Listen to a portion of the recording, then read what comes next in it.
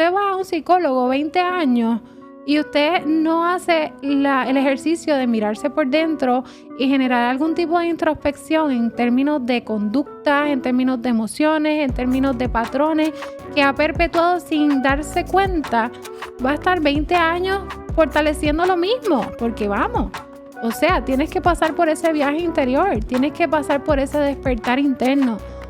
Si no, la realidad es que lamentablemente, y lo digo, estás perdiendo los chavos y estás haciéndole perder a ese profesional el tiempo.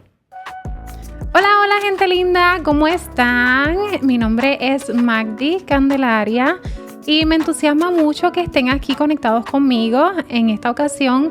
Más allá de presentarles, quiero aprovechar para hablarles un poquito de lo que es la salud mental, lo que han sido mis transiciones en mi vida, cómo he superado momentos difíciles y más que nada cómo en el paso del tiempo pues he tenido yo también mis propias enseñanzas, porque pensaríamos que nosotros lo sabemos todo, más sin embargo, la realidad es que aprendemos mucho de las experiencias que escuchamos de otras personas y más que nada de cómo esas otras personas también logran superar las adversidades y enfrentar retos de una forma resiliente y exitosa.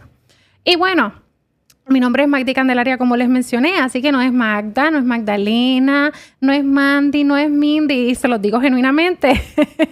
Mi nombre es Magdi, ¿verdad?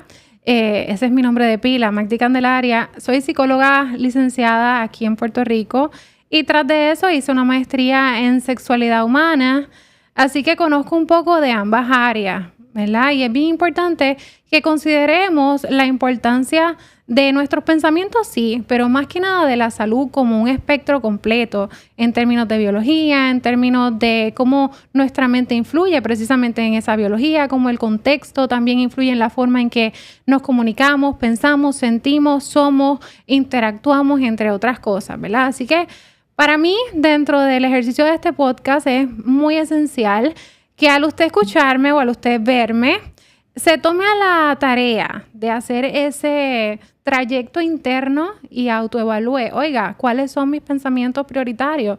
¿Cómo está mi mente al momento? ¿Será que estoy actuando desde una herida que tuve en la infancia? ¿Será que estoy actuando desde unas creencias que ni siquiera son las mías? Son las que me influyeron mis tatarabuelos, ¿verdad? Así que es bien importante que evaluemos quiénes somos, hacia dónde nos dirigimos y más que nada que podamos hacer ese análisis de cómo están nuestros pensamientos, cómo está nuestra conducta, de qué forma nuestras emociones están tomando un rol en nuestra vida. ¿Será que nos están controlando? ¿O será que las estamos tomando como algo somero que simplemente no debemos priorizar o que debemos tapar como si fuera el sol que pretendemos tapar con un dedo?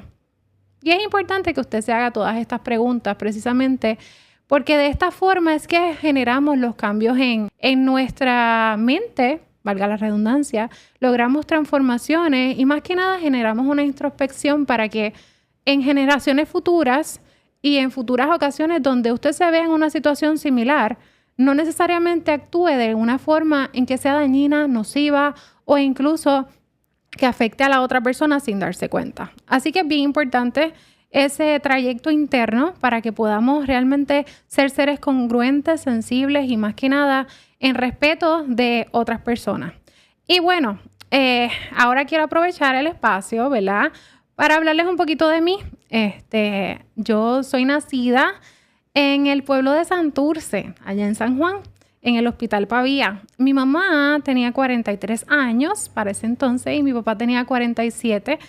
Así que vengo de un embarazo de alto riesgo. Mi mamá, para poder permitir que el embarazo y eventualmente el alumbramiento se diera, tuvo que subir las piernas, tuvo que cambiar su rutina de vida, tuvo que hacer diferentes ajustes, ¿verdad? Así que según lo que me narran, ella no podía sostener los bebés por algún motivo médico que nunca me precisaron y tuvo varios abortos antes de mí, abortos naturales. Más sin embargo, conmigo sí pude crecer y sí me pude desarrollar, así que yo fui muy significativa en su vida precisamente porque fui el único baby que se le pudo dar. Después de todo ese periodo en que pues mi mamá me tuvo, estábamos en el hospital, me ubico en lo que es mi niñez y mi adolescencia entre los pueblos de Arecibo y Coamo. Arecibo, la villa del Capitán Correa, y Coamo, que le llaman la ciudad de los maratonistas, la ciudad de los baños. Hay otro dicho que dice que es el centro del universo. Así que estamos hablando de norte-sur, estamos hablando de pastelillos y empanadillas, estamos hablando de hallacas y alcapurria, entre otras diferencias que son bien marcadas, pero bien significativas entre lo que es la diferencia territorial, ¿no? Pero de una misma isla. La dinámica era, o fue durante todos esos años, que de lunes a jueves estábamos en Arecibo y los fines de semana íbamos a Coamo, precisamente. ¿Por qué? Porque mi abuelo estaba vivo, más sin embargo, vivía en una época de dificultad o más bien de enfermedad. Mi abuelo fue diagnosticado con Alzheimer's disease para ese periodo en el que yo era niña y adolescente. Así que los recuerdos que tengo de mi abuelo son precisamente en el ejercicio del cuidado que mi mamá ejercía, que mi tía también ejerció y que muchas otras personas y familiares, ¿verdad?, también le proveyeron. Mi abuelo fue una persona muy significativa en mi vida, aún a pesar de que lo que conocí fue el periodo de enfermedad, ya que fue el único abuelo que pude conocer más a detalle, como que interactuar más tiempo.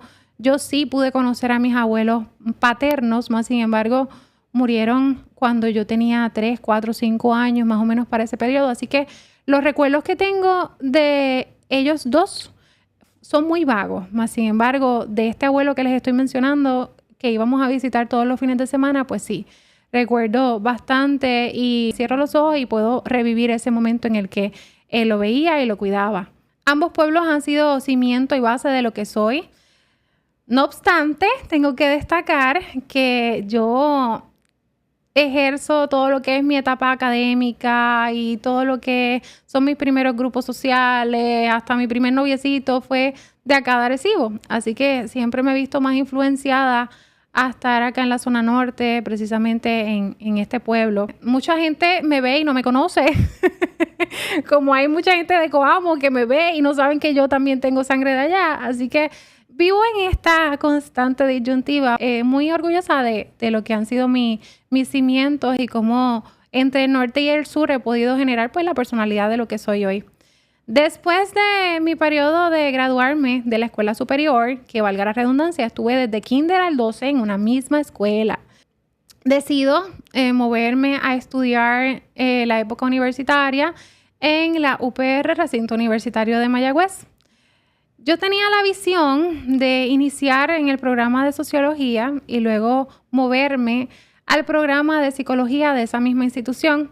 Más sin embargo, se me hizo complicado el proceso, ¿verdad? Y no les voy a mentir, fue un reto para mí. No todo el mundo vive la misma experiencia cuando se trata de carreras universitarias, ni mucho menos de instituciones de educación. Así que en mi experiencia sí recuerdo con mucho cariño todos esos años en que estuve estudiando sociología en la Universidad de Puerto Rico, Recinto Universitario de Mayagüez. Pero todo tuvo su final. No me gradué de esa institución, sino que más adelante me graduó precisamente del Albizu, donde ahí sí pude entrar dentro de lo que era mi área de interés prioritario, ¿verdad?, que era la psicología, y finalizo en esa misma institución un bachillerato en psicología. Fue una época muy bonita. La Albizu me permitió tener muchas experiencias que fueron bastante enriquecedoras. Puedo decir que fui cofundadora de una revista, la revista Her Campus Albizu, ¿verdad? Se crea y se constituye gracias a una colega que se llama Marcela Álvarez. Si me estás viendo, Marcela, un abrazo. Y esta servidora, ¿verdad? Así que nosotras pudimos lograr establecer ese capítulo dentro de lo que es la Universidad Albizu. También fui destacada como estudiante líder, recibí la medalla al promedio más alto en el bachillerato y realmente fue una época muy bonita. Aún a pesar de que se trató de transiciones fuertes, ¿verdad? Del oeste al norte y todo esto. Luego de terminar mi bachillerato, comienzo mi maestría ahí en esa misma institución, en la Universidad Carlos Albizu. Y para ese entonces, mi visualización no era necesariamente hacer una maestría. Yo en mi mente decía, oye, vamos a tirarme desde el bachillerato al doctorado y así me ahorro un tiempo, me ahorro un dinero, trato de ser joven o graduarme joven, pero la vida me tenía otra oportunidad o incluso otro destino pautado. Inicio precisamente en la maestría en consejería psicológica en el 2016, con mucho desconocimiento de lo que era la consejería psicológica, con mucho desconocimiento de cómo quizás compara o contrasta con la psicología clínica. Y más que nada yo decía, ¿pero qué yo voy a hacer con esto? Y tenía esa duda existencial. Yo decía, pues, no, ¿de dónde voy a cobrar? Hello, hay deudas que pagar. Y pude más que nada clarificar mi mente, pero tomarle un cariño y una pasión muy bonita a lo que es la consejería psicológica, ¿verdad? Y quiero aprovechar este paréntesis para hablarles un poco de la consejería psicológica, porque entiendo que no se menciona tanto, quizás como otras áreas dentro de este campo de la psicología, ¿verdad? Y la consejería psicológica es una rama dentro de la psicología que vislumbra al paciente, al cliente, con su queja o con su necesidad, pero toma en cuenta el contexto, toma en cuenta las fortalezas, toma en cuenta tu desarrollo, toma en cuenta tu contexto sociocultural, cómo incluso las creencias de otras personas han influido en ti. Así que no se trata solamente de verificar síntomas para proveer un diagnóstico o identificar una psicopatología, sino más bien se trata de un área dentro de la psicología que te ve como una persona contextualizada, como una persona holística, como una persona que recibe influencias de diferentes áreas, y en base a todas esas influencias es que se desarrolla pues aquella disfunción o el problema particular que es la que te lleva o lo que te lleva a necesitar ayuda psicológica. Incluso quiero hacer el hincapié de que dentro del área de la consejería psicológica una persona puede ir acudiendo buscando servicios por asuntos sencillos, en muchas ocasiones por estrés académico, pero no necesariamente está atado a que esta persona va a llegar con una sintomatología severa, o incluso te puede llegar con una sintomatología severa, pero tu deber, dado al expertise y dado al tipo de enfoque que trata la consejería psicológica, ¿verdad?, es referirlo más bien a un lugar especializado o a un profesional que tenga las competencias precisamente en el área clínica. Dentro de la consejería psicológica se practican prácticas contextuales, valga la redundancia, y he dicho mucho la palabra porque precisamente es bastante relevante dentro de ese campo. Se incluye el mindfulness, se incluye el Reiki, se incluyen diferentes técnicas mente-cuerpo, y más que nada no es un enfoque tradicionalista donde te escucho como paciente y estás acostado mirando las estrellas, sino que es un enfoque entre lo que sería la persona y nosotros como especialistas, sino que la brecha es un poquito más directa, no hay tanta obstaculización ni tanto sentido de que yo soy el profesional y tú eres pues la persona con problemas. Pues no, eso no es el enfoque necesariamente de esta área del saber. Así que finalizo lo que es mi periodo de maestría en el 2019, pero como todos saben, en el 2019 también viene la famosa pandemia.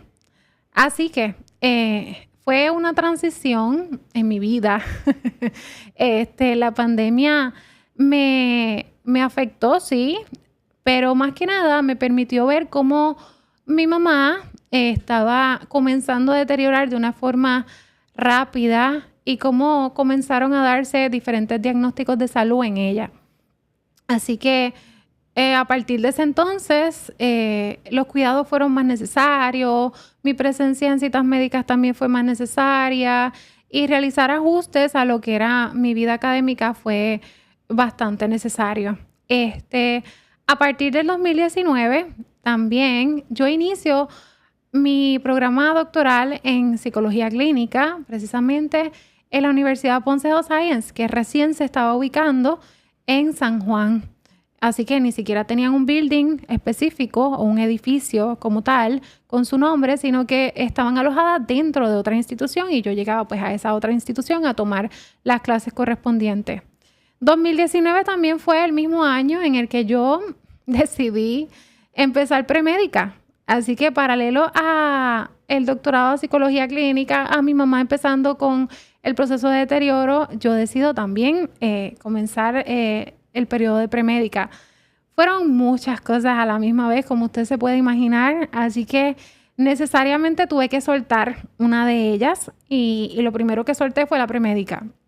Aunque en ese entonces yo decía, pues voy a terminar psicología clínica para después entonces hacer medicina y después entonces volverme psiquiatra, y soy psiquiatra y psicóloga las dos a la misma vez. La realidad es que del dicho al hecho hay un largo trecho. Y en ese entonces solté la premédica, precisamente.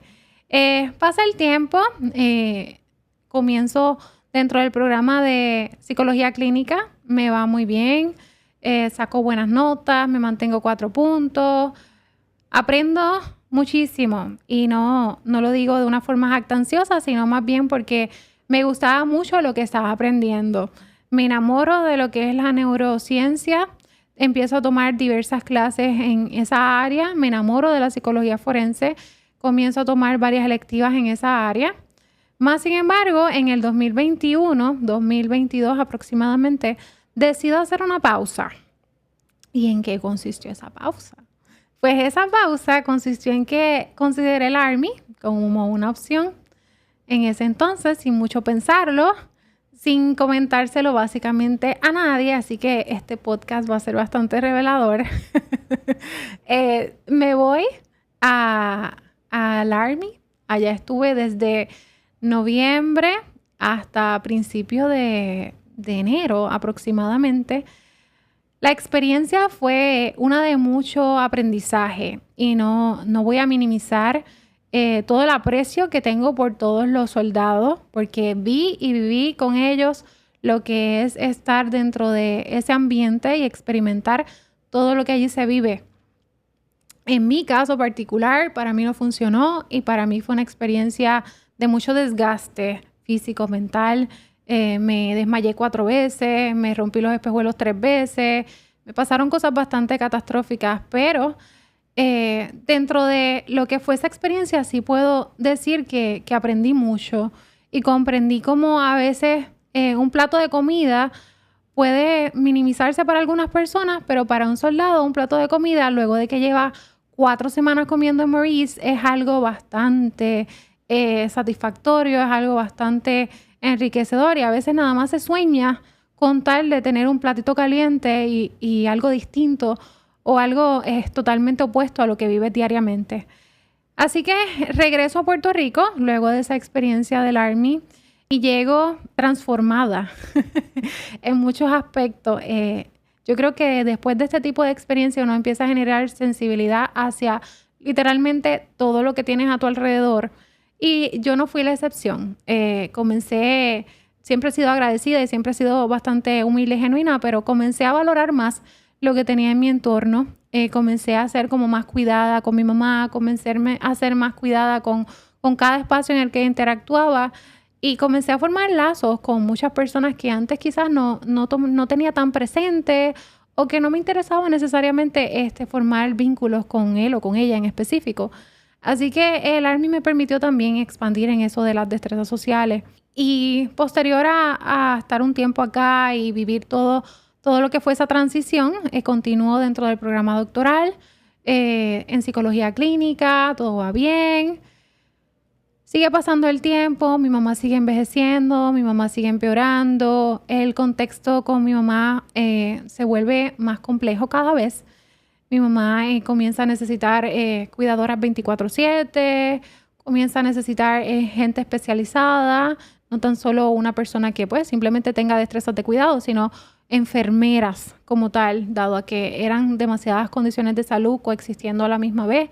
Mi mamá llegó a desarrollar una condición gástrica llamada pylori, llamada Crohn también. Comenzó a desarrollar Parkinson, comenzó a desarrollar demencia de cuerpo de Lewy. Y al final de sus días, su diagnóstico era que todo esto había comorbilizado con un cáncer de hígado.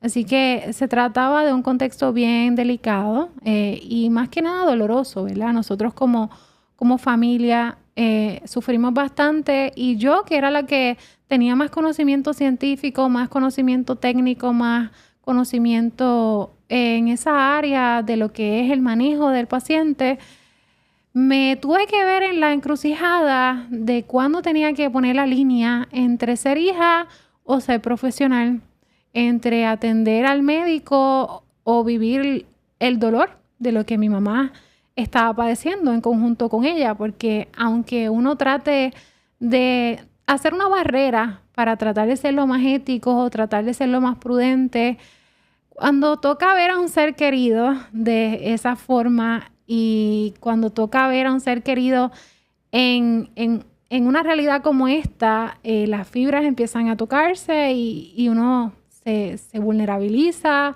y te duele y de momento te ves llorando y de momento te ves en una aflicción muy grande porque realmente es muy poco lo que se puede hacer, más allá de estar presente, más allá de tratar de darle un sobo, más allá de poder quizás comprar ciertas cosas que recomiendan para que esa época se viva con un poco de calidez, no necesariamente como un enfoque remediativo, sino para que por lo menos se sienta cómoda aún en el proceso de abandonar este plano terrenal. El 24 de mayo del 2024, y todavía lo digo y me aflijo, mi mamá se fue al cielo y fue un periodo complejo. Yo me sentí bastante triste, naturalmente, pero una parte de mí también se sentía muy satisfecha porque la acompañé en todo su proceso, la acompañé en todos esos años y puedo decir que de una forma u otra nunca la abandoné y fui buena hija. Y mi mamá fue un ser humano extraordinario, así que eso era lo que ella merecía de mí y merecía de todos los que estuvimos allí presentes con ella. Fue un proceso rudo. Mi mamá fue velada 2 veces. Fue velada aquí en Arecibo y también fue velada en Coamo, precisamente en su pueblo natal. Y como su determinación final había sido que ella quería ser enterrada con su mamá y su papá, que son mis abuelos, allá en Coamo, pues también pasamos por el proceso de trasladarla de Arecibo a Coamo y en Coamo pues llevarla como es tradición allá, con su ataúd, moviéndola con una mesita de estas de ruedas. Y de esa forma llegó movilizada con diferentes personas que nos turneamos al cementerio. Cada pueblo tiene sus tradiciones, ¿no? Y para mí esto era una experiencia totalmente diferente o totalmente atípica a lo que yo estaba acostumbrada a ver. Y puedo reconocerles que fue doblemente doloroso pasar por esto como una experiencia de novata, porque literalmente fui novata.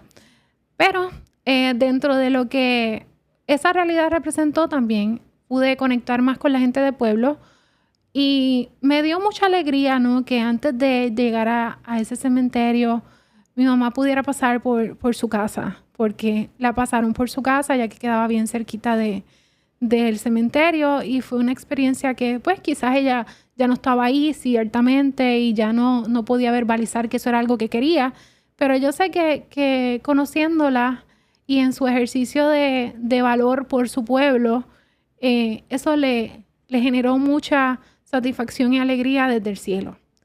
Como muy probablemente le está generando alegría ver este podcast, ¿verdad?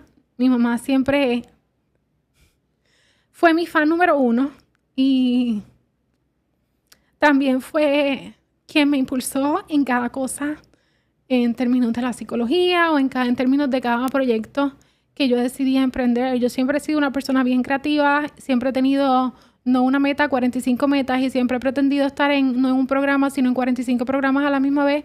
Y mi mamá siempre me impulsaba precisamente a mantenerme diversificando, creativa y con este espíritu de mujer emprendedora. Bueno, y luego de que pasa todo este periodo en el que mi mamá pues ya desiste de estar con nosotros en este plano terrenal y es enterrada, yo me reintegro a lo que es el doctorado en psicología clínica. Pero para ese entonces con unas miras bastante diferentes y con unos planes completamente distintos, ¿verdad? No puedo decir que le dejé de tomar amor a la profesión, porque la realidad es que eso no fue lo que pasó, pero comencé a ver la psicología clínica desde una perspectiva demasiado patologizante y demasiado quizás punitiva, aunque esa no es la intención necesariamente, pero no la vi como algo que fuera reflejo de mí dado a la experiencia que viví precisamente. Así que me tomé una pausa nuevamente en el programa y esa pausa fue bastante radical porque para ese mismo periodo yo finalizo una relación de pareja que fue bastante significativa en mi vida, ¿verdad? Yo estuve con esta persona desde que mi mamá empezó en el proceso de deterioro, luego cuando le pusieron el tubo gástrico y en todo lo que es la transición con mi mamá. Yo realmente no pensé, y lo digo honestamente, no pensé que esa relación fuera a terminar, mas sin embargo, los caminos de la vida a veces son impredecibles. O nos aferramos a creer que algo funciona cuando la realidad es que no necesariamente es lo mejor que te puede estar sucediendo en la vida. Esa relación terminó de una forma bastante catastrófica y bastante fea. Hubo incluso asuntos legales que resolver, pero con mucho valor y con mucha resiliencia traté de tomar la ruptura como un aprendizaje. Al sol de hoy yo he evitado hablar negativamente de esta persona porque al sol de hoy puedo decir que reconozco que de la forma en que actuó no necesariamente fue basado en la maldad. Y usted dirá, ¿cómo es posible que una persona como que te llevó a un trasunto legal no haya actuado desde la maldad? Pero sí, yo lo creo fielmente. Cada cual persona actúa desde lo que son sus heridas, de lo que son sus experiencias. Y en muchas ocasiones repetimos lo que estamos acostumbrados a ver. Usted no puede dar una relación sana si usted no ha sanado ciertas cosas en su vida. Usted no puede dar una relación sana si realmente todavía piensa en relaciones pasadas. Usted no puede dar una relación sana si no se vulnerabiliza con su pareja y le expresa qué es eso que le molesta y cómo puede remediar aquello que realmente puede ser un problema o puede ser algo realmente molestoso hacia algo que evoque crecimiento o que incluso les permita conectar mejor como pareja. Y no digo que estos sean los motivos por los que yo me separé, vamos, no es lo mismo, pero es bien importante, como les decía al principio, poder hacer ese viaje interno para uno reconocer si realmente dentro de una relación de pareja uno está actuando desde heridas pasadas, desde traumas viejos o desde ejemplos que tuviste que no fueron positivos, o si por el contrario estás actuando desde toda la bondad y toda la salubridad que una relación de pareja amerita. E incluso, si ese fuera el contexto importante, hay muchas parejas que se idealizan y la realidad es que nadie es perfecto. Si usted entiende que su pareja es perfecta, también hay algo que debería trabajar tanto consigo mismo como en esa interacción con esa otra persona. Y retomando un poco también ese tema, ¿verdad? Quiero aprovechar para decir que no tengo nada en contra de esa persona, para desearle un bonito futuro y más que nada para que sepa que dentro de mí no hay emociones negativas hacia él, que espero que le vaya bien en la vida y que espero que su rumbo le vaya bonito. Y bueno, después del proceso de la ruptura, he estado en muchas transiciones en mi vida, ¿verdad? Pensando cómo voy a retomar mis estudios, cómo voy a emprender en otro proyecto que tengo en mente, ¿verdad? Cómo voy a generar más contenido en las redes, ¿verdad? Y todo esto que ya poco a poco se me va materializando. Pero ha sido un proceso de mucho tiempo, ¿verdad? Y con esto lo que quiero enfatizar es que hay cambios que no se dan de un día para otro. Usted tiene que tomarse el tiempo de sanar, usted tiene que tomarse el tiempo de llorar, usted tiene que tomarse el tiempo de comenzar a hacer actividades diferentes, cambiar de vínculos, hacer amistades con otras personas, vamos, salir de ese entorno precisamente donde tú te sientes invisibilizado, donde te sientes que vives en toxicidad o que simplemente no eres tú, porque te transformaste en lo que tus heridas te llevaron o lo que la realidad del momento te llevó. Yo he vivido muchas pérdidas, como ya les he mencionado, pero las pérdidas son transiciones, las pérdidas son momentos para uno despertar en conciencia y más que nada para visualizar un futuro distinto. Y dentro de ese futuro, yo sé que yo voy a retomar mis estudios en algún momento. También sé que otra pareja quizás va a aparecer en mi vida. Más sin embargo, lo tomo con toda la delicadeza del mundo y no tengo prisa alguna, literalmente. No tengo prisa alguna. Ahora mismo mi vida consiste en trabajar. Trabajo en 3 corporaciones. Sí, como usted escuchó bien, en 3 corporaciones. Voy por las mañanas a una, por las tardes a otra, doy terapias virtuales en otras ocasiones, así que trabajo de lunes a sábado en estos espacios. Y más que nada, disfruto lo que hago, porque la realidad es que me gusta mucho de la forma en que estoy pudiendo impactar a niños y adolescentes, que son básicamente mi mayor matrícula, y cómo veo los cambios en conducta y cambios en diferentes áreas de su vida. Y para darles un ejemplo concreto, ayer tuve la oportunidad de atender a un joven, bueno, es joven ahora, pero yo lo comencé a ver hace como 3, 4 años, y para ese tiempo era adolescente y tenía mucha dificultad en autoconfianza, tenía mucha dificultad incluso para expresarse libremente, y en el ejercicio de la lectoescritura habían muchas áreas de necesidad.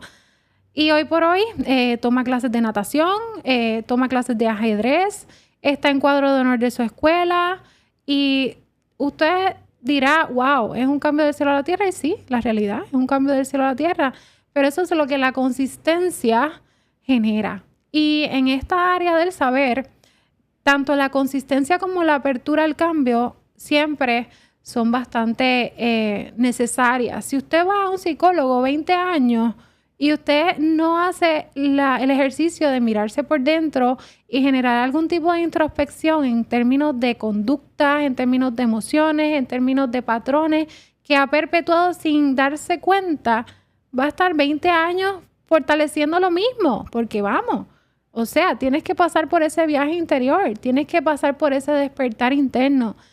Si no, la realidad es que lamentablemente, y lo digo, estás perdiendo los chavos y estás haciéndole perder a ese profesional el tiempo.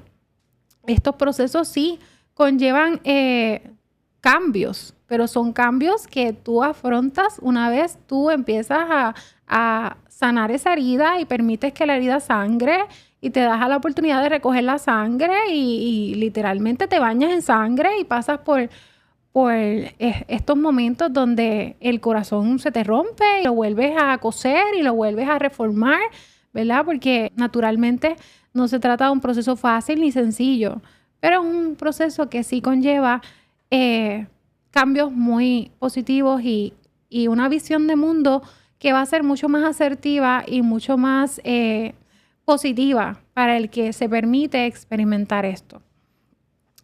Más allá de todo lo que les he expresado, tengo que recalcar que también soy humana, así que dentro de mi humanidad también cometo errores, también tengo defectos, también tengo áreas en que sí necesito modificar. Nadie es totalmente libre de impunidad o libre de ningún tipo de imperfección. Así que es importante que usted reconozca que no hay nadie perfecto y que asimismo los psicólogos también tenemos nuestro psicólogo. Y asimismo los cardiólogos van a un cardiólogo y asimismo los endocrinólogos van a su endocrinólogo.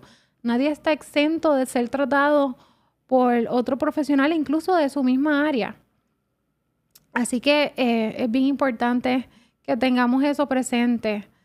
Y más allá, puedo decirles que estoy muy agradecida por esta experiencia que me permitieron de estar aquí con ustedes, ¿verdad? Y más que nada de acompañarme en este proceso de lo que ha sido mi vida, las transiciones que he vivido. Finalmente quiero dejarles con un mensaje y trata de la importancia de la salud mental, ¿verdad? si no tomamos nuestra salud mental como una base o como un cimiento de nuestras vidas, vamos a ir caminando por ahí cojos. Usted va al oftalmólogo, usted va al cardiólogo, usted va al especialista cirujano de manos si lo dejan. Pero también es importante que nuestra mente, nuestros pensamientos y nuestra conciencia sean llevadas y tratadas con la misma relevancia que otras áreas del saber. Con esto dicho, gente linda, les exhorto a que sigan mi contenido en las redes y también a que se suscriban a mi podcast. Se llama Entre Pensamientos y vamos a tener contenido diverso. Voy a traer profesionales en diferentes áreas para que podamos no tan solo instruirnos de otras personas, sino poner en práctica todo lo que ellos puedan recomendar para un mejor bienestar, tanto en niños, adolescentes, adultos, ya que el manejo de cada cual es bastante particular, ¿no? Y es bien importante que podamos tener las herramientas para ayudarles apropiadamente. Así que estén bien, nos veremos pronto. Adiós.